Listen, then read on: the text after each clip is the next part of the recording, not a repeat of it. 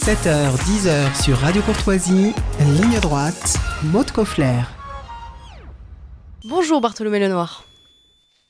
Bonjour Maud. Vous êtes alors président des Républicains en Creuse, vous êtes fondateur du média Une certaine idée dont on va parler tout à l'heure, vous êtes conseiller d'Éric Ciotti et vous figurez sur la liste de François-Xavier Bellamy pour ces élections européennes. Ça fait un beau CV déjà. Comment vous êtes-vous retrouvé dans cette machine infernale, Bartholomé Lenoir? Vous êtes jeune, vous avez 32 ans, vous êtes jeune papa également. Depuis quand êtes-vous si investi chez les Républicains? Depuis assez récemment, en fait, depuis 2 ans. Je m'étais jamais engagé politiquement avant ça, mais de mon expérience, j'étais avant directeur de Contribuables Associés, l'association qui défend les contribuables et qui compte 350 000 membres. Et donc j'avais un intérêt très très fort pour la gestion de la dette en France, puisque je peux dire que je défends aussi la souveraineté française. Et que cet endettement est est dommageable pour notre souveraineté. Et puis avant, j'ai eu une activité privée pendant 5 ans. Et donc, en fait, sur ce sujet-là, qui était un sujet pilier pour moi, il y avait chez les Républicains une véritable... je retrouvais cet enjeu-là chez les Républicains et ça me paraissait très, très important. Qu'est-ce qui s'est passé il y a 2 ans, précisément, pour que vous rejoigniez ce... Alors, c'est assez simple. En fait, il y a 2 ans, quand j'étais directeur de Contribuables Associés, j'avais interviewé l'ensemble des candidats à la présidentielle qui avaient d'ailleurs voulu répondre. Donc, j'avais interviewé Marine Le Pen, Éric Zemmour, Valérie Pécresse. Et à cette occasion-là, j'ai rencontré Éric Ciotti qui m'a proposé de travailler avec lui. Et donc, c'était une opportunité que j'ai eue. Et voilà. D'accord, tout simplement. Alors, je disais tout à l'heure que vous étiez président des Républicains en Creuse. Alors justement, on a le sentiment que les zones rurales ont un peu été délaissées par les Républicains. On se figure un parti très citadin, en fait, très parisien. Est-ce qu'on a tort de le penser? Et que représentent les Républicains en Creuse, par exemple? Pour donner un petit exemple, en fait. Ouais. Alors, déjà, pour répondre à votre première question, en fait, on a souvent, et on critique souvent les Républicains sur les sujets nationaux. C'est-à-dire on critique les anciens présidents, etc., de ne pas avoir fait assez de choses, etc. Et la critique est entendable, bien sûr. Mais en revanche, les Républicains, ce n'est pas qu'un parti national, c'est un parti très local. C'est le parti qui compte le plus de maires en France. Et donc, au contraire, ce n'est pas un parti citadin. Dans l'exercice aujourd'hui du pouvoir, nous n'avons plus le pouvoir national, si je puis dire, mais nous avons le pouvoir local parce que nous avons énormément de maires. Donc, en réalité, l'exercice du pouvoir au quotidien, c'est la défense des enjeux locaux, c'est la défense des gens locaux. Et sur la Creuse, typiquement exemple, la présidente du département, Valérie Simonet, est les Républicains. Et il y a énormément de maires que je rencontre. J'en rencontre tout à l'heure encore une maire dans la matinée, qui sont les Républicains. Et d'ailleurs, et je pense que c'est pour ça que les Français les élisent, ils ont une véritable, intérêt et attention à la bonne santé et à la bonne gestion des fonds publics dans les mairies et dans les... Alors Bartholomé Lenoir, vous y êtes régulièrement en Creuse. Les européennes approchant, que vous disent les gens que vous y croisez? Est-ce qu'ils se sentent concernés par ce scrutin ou au contraire font-ils partie de cette moitié quasiment des Français qui ne voteront pas le 9 juin? Mais ça, moi, j'ai pas envie de mentir. Il y a les gens que je croise, il y a 2 réactions qui sont majoritaires même, je dirais. La première, c'est que les élections européennes, ils s'en moquent pas, mais pour eux, la première réaction, c'est souvent de dire on en a marre de Macron.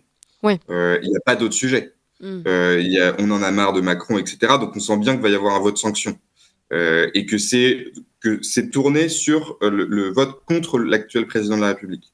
La deuxième chose, c'est que ils ne comprennent pas, si vous voulez, parce que moi-même, ça paraît très difficile. Ils ne comprennent plus l'Europe telle qu'elle est aujourd'hui, puisqu'elle paraît tellement distante de leurs problèmes au quotidien. Et ça, d'ailleurs, c'est nous ce qu'on veut changer, et avec François-Xavier Bellamy.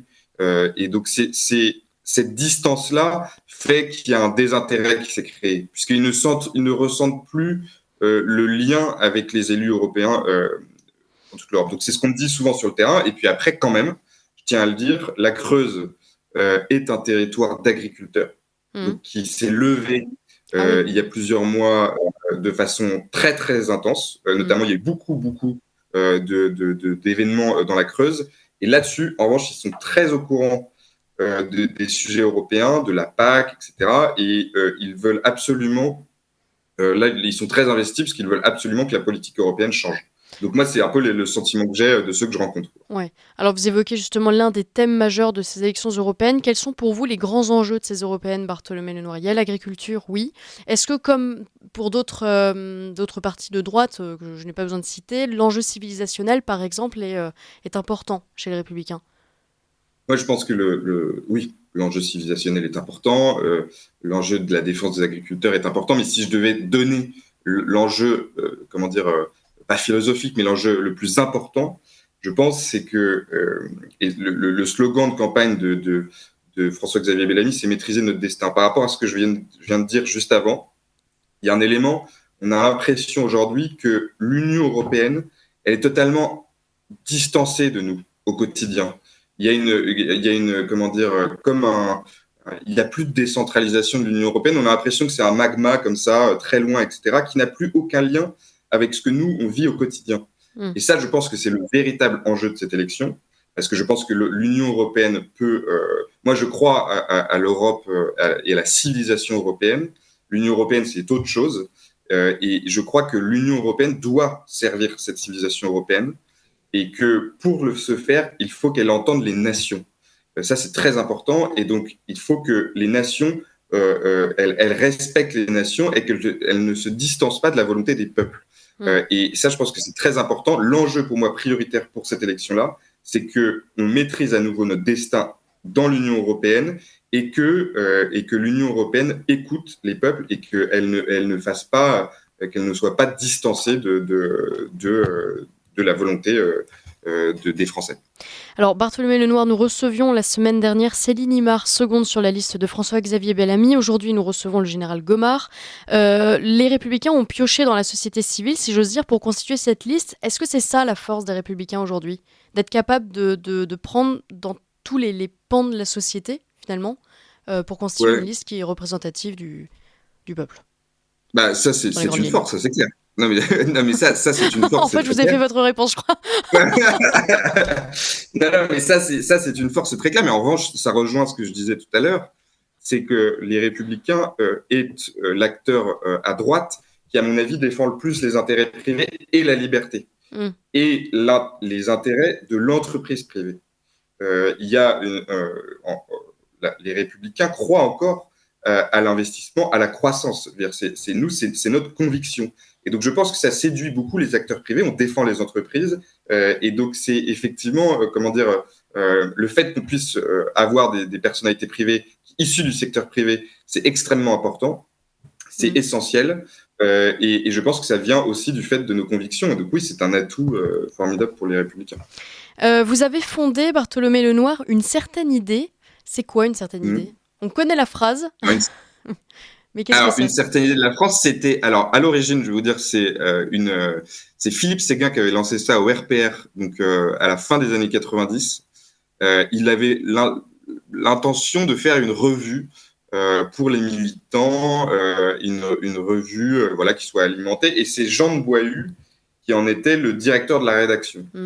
Et donc, si vous voulez, il y avait des revues trimestrielles sur différents sujets. Tout le monde connaît... Il faut regarder, hein, ça a duré de 1997 à 2001.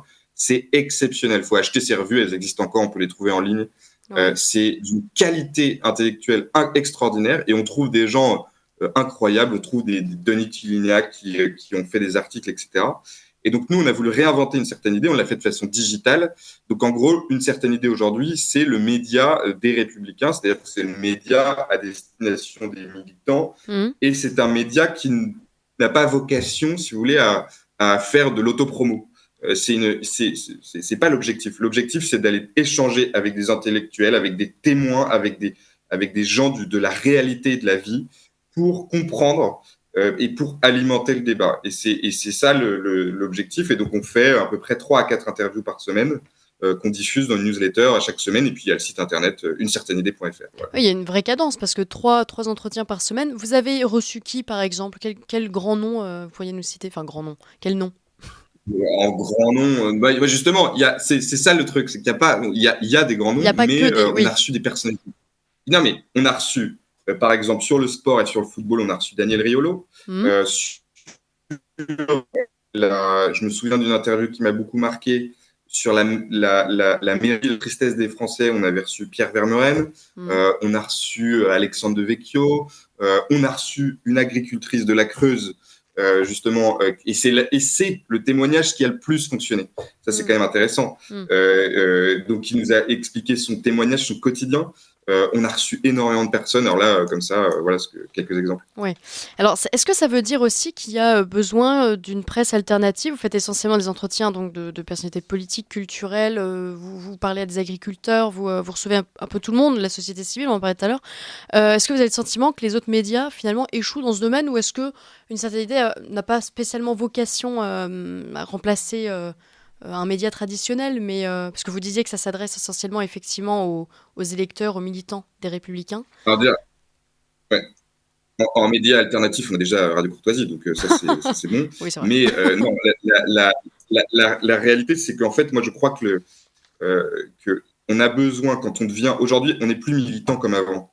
Les gens chez les LR, ils ont besoin qu'on leur donne des choses, les militants, donc ils ont besoin d'un sentiment d'appartenance, d'un sentiment de club qui est beaucoup plus difficile à faire naître dans les partis aujourd'hui. Et ça en fait partie. C'est l'objectif, c'est de donner aux militants des éléments et que le parti serve aussi ses militants. Voilà. Est-ce que vous avez eu le temps de recevoir Marie-France Garot, par exemple? Non, malheureusement. Malheureusement, nous n'avons pas reçu Marie-France Garot, mais le média n'a que 1 an et demi, donc c'était... Ah oui, effectivement, c'était un peu tard. Ouais. Marie-France Garot, vous voulez en dire un mot, peut-être? Il y a eu beaucoup d'hommages. Oui, moi j'ai 32 ans, donc je n'ai pas connu Marie-France Garot, comme je n'ai pas connu Philippe Séguin, comme je n'ai pas connu beaucoup de personnalités politiques qui, aujourd'hui, font partie du paysage de mes références. Et ça capte pas bien dans la Creuse, hein. quand il s'exprimait, mais Pardon. Moi j'ai une espèce de...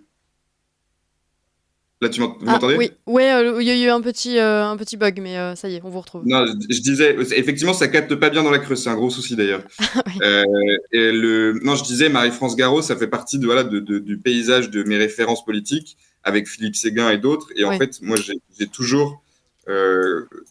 j'ai une vision d'eux, ils ont une tellement haute vision de la France, ils ont une telle compréhension du peuple qui est admirable, et c'est surtout ça, ils se sont jamais détachés de la volonté des Français, et avec cette volonté de faire de la France le pays le plus grand du monde, et ils n'ont jamais rien lâché, c'est ça que je retiens chez elle, et d'ailleurs peut-être que ça lui donnait un ton un peu parfois rigide parce qu'elle ne voulait lâcher rien, et moi, je trouve que c'était une femme admirable. Merci beaucoup, Bartholomé Lenoir. Je rappelle que vous êtes président des Républicains en Creuse, fondateur du média Une certaine idée, qu'on peut retrouver. Alors, il y a un site internet, il y a la chaîne YouTube, il me semble. Donc voilà, vous êtes conseiller d'Éric Ciotti, vous figurez sur la liste de François-Xavier Bellamy pour ces élections européennes. Merci d'avoir accepté notre invitation et à bientôt, j'espère, dans notre matinale.